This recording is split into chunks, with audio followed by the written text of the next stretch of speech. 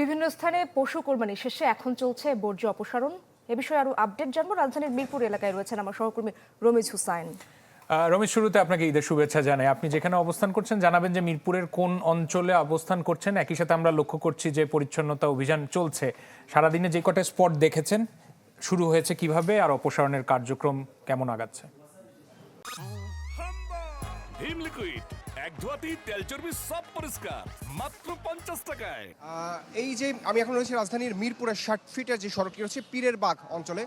এখানের এই আশেপাশে যে সমস্ত অঞ্চলগুলো রয়েছে, যে সমস্ত ছোট ছোট গলি রয়েছে, সেখান থেকে এই সমস্ত কোরবানির বর্জ্যগুলো ছোট ছোট যে ভ্যানগুলো রয়েছে, সিটি কর্পোরেশনের ময়লা পরিবহনের যে ভ্যান, সেই ভ্যানগুলো থেকে নিয়ে এসে এই যেই স্থানটি আপনি দেখছেন এখানে ফেলা হচ্ছে এবং এখান থেকে বড় এই যে গাড়ির মাধ্যমে এখান থেকে সেই ময়লাগুলো কিন্তু অপসারণ করে নিয়ে যাওয়া হচ্ছে।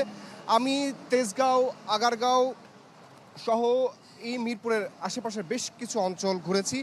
এখানে যে বিষয়টি আসলে রাজধানী নগরবাসী কিন্তু অনেকটা অসচেতনভাবেই তারা তাদের বাসার সামনে কোরবানি করেছে এবং সেখানেই কিন্তু এই ময়লাগুলো আমরা দেখেছি তারা বিক্ষিপ্তভাবে ফেলে রেখেছে। এবং সিটি কর্পোরেশনের যে মানুষগুলো আসলে যারা সকাল থেকে অক্লান্ত পরিশ্রম করে যাচ্ছে, আসলে সিটি কর্পোরেশনের প্রশাসক এবং স্থানীয় সরকার মন্ত্রণালয় থেকে যেভাবে বলা হয়েছিল রাত 2টার মধ্যে তারা এই ঢাকা শহরে যত কোরবানির বর্জ্য রয়েছে সেগুলো তারা অপসারণ করবেন, সেই বিষয়টি তারা মাথায় রেখে কিন্তু তারা অক্লান্ত পরিশ্রম করে যাচ্ছেন। এই সমস্ত মানুষগুলো তাদের প্রত্যাশা হয়তো রাত 2টা না হলেও তারা আগে, অর্থাৎ সন্ধ্যার হতে না হতেই তারা চেষ্টা করবেন যে যে সমস্ত বর্জ্যগুলো আসলে এই সমস্ত ল্যান্ডফিলে রাখা হচ্ছে সেখান থেকে তারা অপসারণ করবেন। এবং এছাড়া বিক্ষিপ্তভাবে যে সমস্ত বাসাবাড়ির সামনে বর্জ্যগুলো রয়েছে সেখান থেকেও তারা চেষ্টা করছেন যে এই বর্জ্যগুলো আসলে যে সমস্ত জায়গাগুলো তারা জমা করা হয় সেখানে যাতে নিয়ে আসা হয়, এই ধরনের আহ্বান কিন্তু এখানে যারা কাজ করছেন তারা রাখছেন। যদিও তারা না করে, তারাও কিন্তু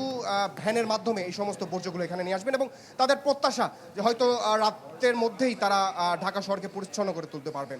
এই ছিল এখান থেকে সবশেষ তথ্য আমার কাছে।